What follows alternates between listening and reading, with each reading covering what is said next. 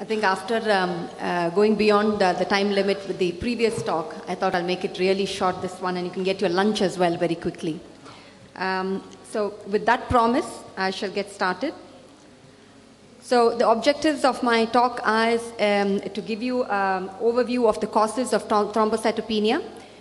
We look at a little bit about the risks of placing neuraxial blocks, incidence of spinal hematoma, and some recommendations for placing neuraxial blocks. And I will end with a little bit about utility and value of platelet function tests. I might just highlight the tests and suggest what are the recommendations there. As Anjan said, it's a very difficult area, and there are very few papers that categorically state that this is what you should do. And it's more an assessment of the risks and benefits, and then deciding what is the best thing for you to do. About the only thing which I think is very easy to find evidence for in this particular talk was the definition. This is a definition that you would find in many of the standard textbooks. Most of the references for my talk are available in my abstract. Where I haven't given the references, I put it in. So if you want the full reference, you can get it from the book that you've been given. So definitions, very easy. Platelet count less than 150 is your straightforward thrombocytopenia. If it's mildly depressed, it's between 100 to 150. 50 to 100 is your moderately depressed, and less than 50 is your severely depressed. Now, causes of thrombocytopenia in pregnancy, there are several causes. I'm not going to read it all out, but I'm going to be concentrating on the three important causes: gestational, pregnancy-induced, and HELLP syndrome. And of course, ITP. I think ITP is something that we all see quite frequently in our practice as well. There is an explosion of interest in dealing with patients on various forms, various antiplatelet drugs. And also we are increasingly seeing patients with antiphospholipid syndrome. Many of them come to us, especially at our center, which is in my, well, I've just heard that our IVF unit has got the second highest success rates in the country. So we have a lot of patients with antiphospholipid syndrome and who are on antiplatelet drugs and who come to us as well. Now, just a little bit of boring physiology, but I thought it'd still be relevant to put this topic into perspective. Nature prepares the mother for pregnancy by increasingly making her prothrombotic. And this is because of large increase in fibrinogen and several of the clotting factors. There are minor decreases in the physiological anticoagulants. And overall, you get a hypofibrinolytic state, which produces a thrombophilic state at delivery. So usually, if you have some minor defects in coagulation, it should be corrected.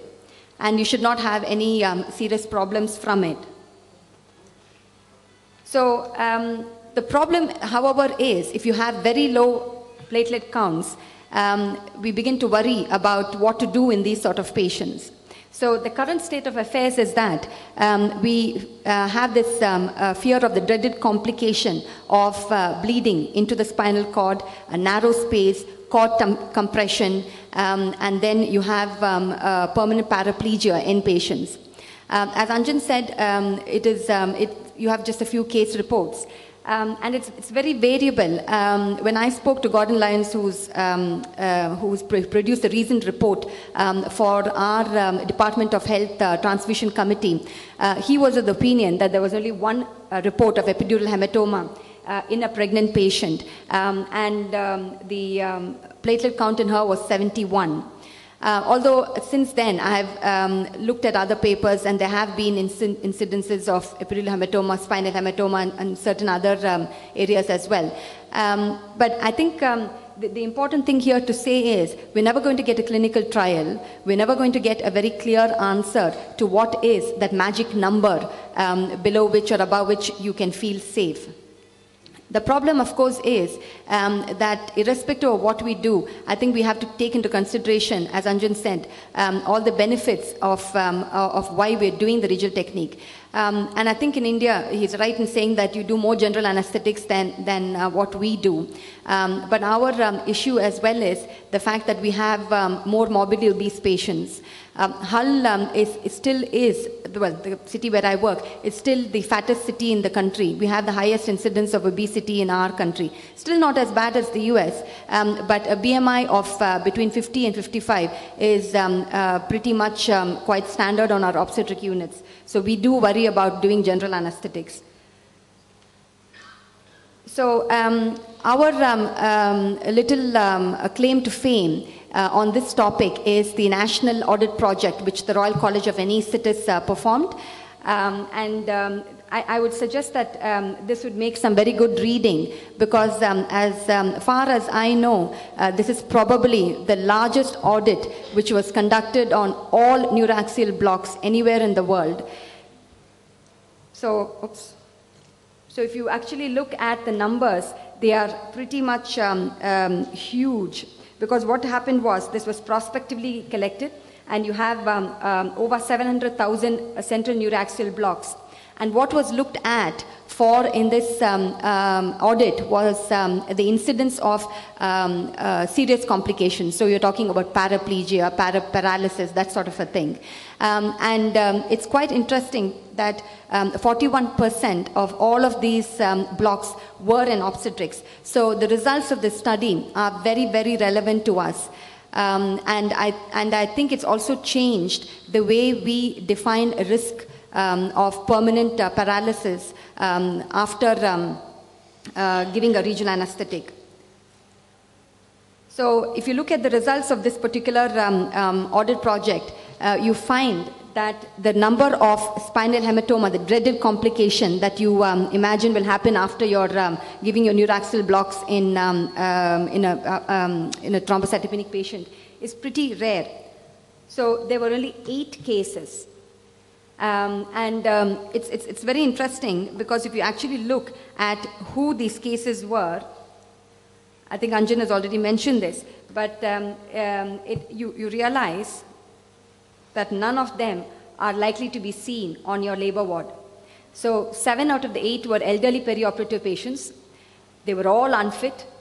They were all elective, which is again interesting, considering the fact that most of the time we do our epidurals in an emergency setting. All the epidurals were mostly thoracic. There were a few traumatic procedures. 50% occurred at the time of catheter removal. Now this is important, I think, still, because we had trouble on our unit when we realized that our midwives were giving the, they were not documenting when they were removing the epidural catheter in our patients and then sending them to the postnatal ward. So we had a bit of a scare when we realized that the midwife in the postnatal ward was just giving the fragment that we prescribed postoperatively without checking when the catheter came out. So that's, I think, an important take-home message, to know when you're removing the catheter and then to prescribe your prophylactic anticoagulant, taking that into consideration. But anyway, coming back to what we were discussing, all except one had drugs interfering with coagulation. So it's pretty safe that, considering the fact that we are producing, we do so many epidurals and spinals, and in obstetric cases there was no hematoma at all. I mean, this isn't to say that you can go ahead and put it into somebody with a platelet count of 10, but it just puts the whole issue into perspective and suggests that perhaps it's not as bad as we think it is. So, where else can we find the evidence for this particular topic? Van Veen, who's a hematologist from Sheffield, has published a very interesting article in the British Journal of Hematology looking at exactly this incidence of spinal hematoma and thrombocytopenic patients. And I would suggest that if you're interested in this topic, it's a very useful article to read. And he presents all the evidence on case series of thrombocytopenic patients where lumbar punctures were put in, because that gets you as close as you can to finding out what will happen if you did a spinal and an epidural in these patients.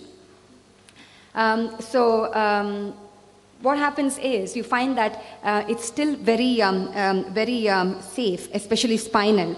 I mean, epidural is a different issue, I suppose. And the conclusions are that you can actually drop to as low as 20 for lumbar puncture, 30 for lumbar puncture, and this particular one actually says less than 10. Now, it's interesting that when this paper, when one of these case series came out, about 10 years ago, our hematology department decided to take that upon themselves and decided that they won't give us any platelet transfusions if we requested them. They won't release the platelets because their idea was that we can put in spinals even if the platelet count was less than 50. So we had to argue with them that doing a lumbar puncture for somebody who's got thrombocytopenia from some other cause is probably more important for him because you're trying to identify the cause. Putting in a spinal for somebody who's got platelet count less than 50 can actually produce unnecessary complications. So we struggle to get platelet transfusions. I think the situation is slightly different here. So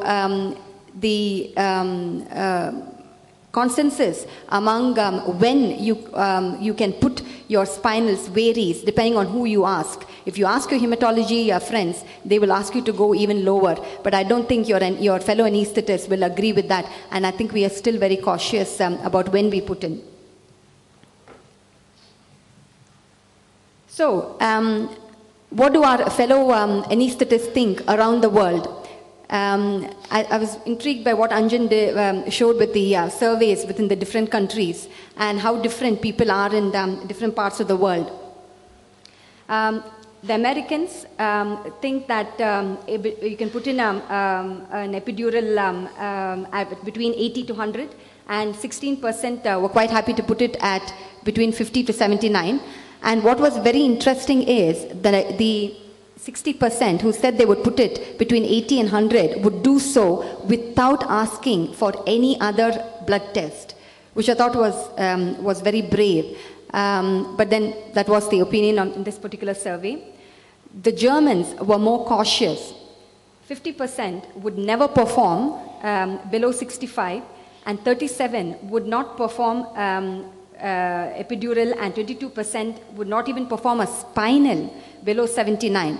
I would have thought the majority of us would be braver at doing spinals, but you know, different people's approach is different, and I think depending upon where you are as well, the answer could be different. So, what are the recommendations? Now, the recommendations that we have are, at the moment, that if you have somebody who is a gestational thrombocytopenia, then your platelet function is likely to be more regular, and therefore perhaps you could drop your, the recommendations are such that you can put it in at around 50. Pre-eclampsia, you're likely to have a very unstable platelet count to begin with, and also the function is also likely to be very unreliable. So 75 is what is the recommendation now. Now, again, as I said earlier, you've got to look at the benefits and risks. Gauge of the needles, whether you're putting in a spinal or whether you're putting in an epidural. So overall, you would look at the stability of the platelet count. You will look at whether there's the presence of acquired or congenital coagulopathy, what the platelet function is. Now, some of us who are lucky might have a platelet function analyzer, which you can use. We don't. But then we just say that we use a common sense approach. Antiplatelet drugs. So if you also have a patient who's taking one of these clopidogrels and things like that, you're going to be in a lot of trouble. We had a situation where we had a non-obstetric patient who came in on clopidogrel, came for a vascular procedure, I think. We did not realize that she was on clopidogrel. It wasn't stopped for 7 days. Epidural was put in. Interestingly, nothing happened. And she just had a last tablet the previous day evening. I'm not suggesting that you do that, but it's important that we are aware that the sort of patients we get in the obstetric setting are changing, and therefore we should be very careful about getting a good history.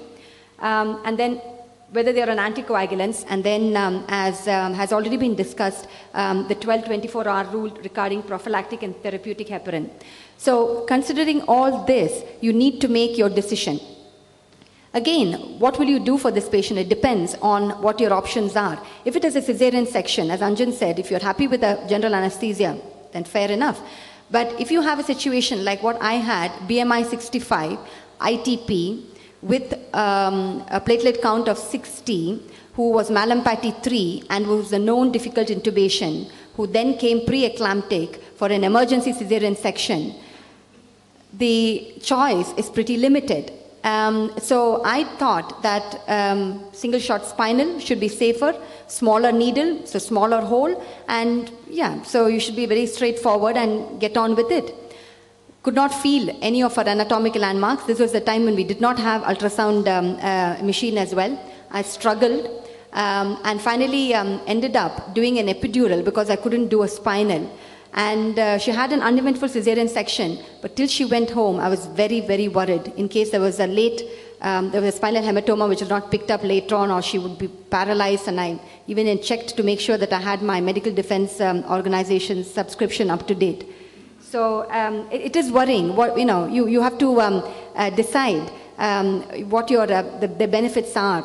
Now, obviously, if it is for pain relief, I think it's easier. You can, giving an epidural analgesia is not life-saving, so you don't have to worry about it. You can give them a PCA. Having said that, we have fussy patients who say they don't like morphine and, they won't have remifentanil and things like that. But then you have the option of having continuous spinal analgesia. So there are alternatives. So you need to be careful about what you do, considering the patient's best interests. Treatment options. So platelets, transfusions, if you ask for platelet transfusions in Hull, I'm telling you right now, you're not going to get any. Our hematologists will say you can manage without. And having said that, they do have a point. You give it in, it lasts only for about 2 hours, and you have to be pretty quick. And then if you do put in an epidural, you're going to have to ask for platelets again when you're going to remove the catheter. So you have to decide whether you actually require it. We use it only when it's below 50, and and more it is for operative delivery for the surgeons rather than for the anesthetists. Desmopressin, another way of increasing your platelets, 0.3 micrograms per kilogram. It promotes platelet activation. But of course, water retention, and beware of thrombosis, but that's an option as well. Platelet function tests. I think if you look at the literature, you have plenty of papers on every new equipment which has come up, which says that they are the best and they are the ones that you should purchase. They're expensive, and many of them require you to be trained to use it as well. All I'd like to say is that the laboratory-based tests are still the gold standard, but obviously you do not have time at 3 o'clock in the morning when you want that decision to be made. You're not going to be able to get your result. But what is available now is platelet function analyzers. These are becoming increasingly common in many parts of the world. And TEG, which is a thromboelastogram, seems to be reasonably reliable and safe. And I just want to show you the recent survey which was published in our, which was a poster at our recent OA meeting, where obstetric units, about I think 180 obstetric units responded to this survey, and only 3% of them had a platelet function analyzer, so it's extremely rare. And 9% of them had shared use of TEG and ROTEM, and 64% of them used the equipment less than once a month, with the majority of use in obstetric hemorrhage. So I'm not quite sure what they're using, how their experience is, and things like that, and I'm not the expert on it either.